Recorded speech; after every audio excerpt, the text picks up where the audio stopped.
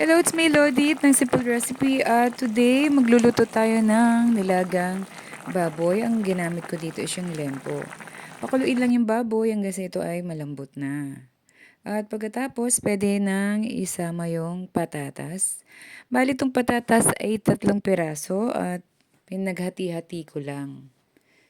At yan, pakuluin lang natin hanggang sa ito ay lumambot, yung patatas. Pagkatapos, pwede na natin ilagay yung pamintang buo.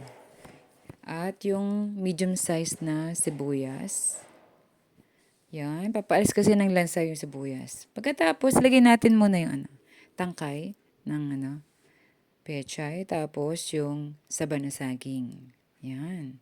At kapag kumukulo na, pwede na natin ilagay yung sambuong pork cubes, asin at naglagay pa ako ng durog na paminta para medyo mas masarap. At yan. At kumulo na siya at medyo okay na yon. At ngayon pwede natin ilagay yung dahon ng pechay at saka yung cabbage. Yan. Pakuluin lang natin at hintayin natin tong hanggang lumambot na yung mga gulay. Yan.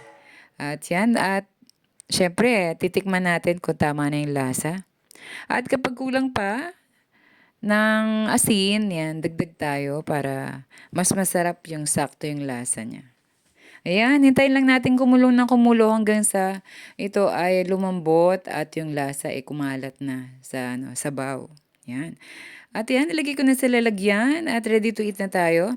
Maraming salamat sa panonood at huwag kalimutan mag-subscribe sa channel ko. Ingat lagi. God bless everyone.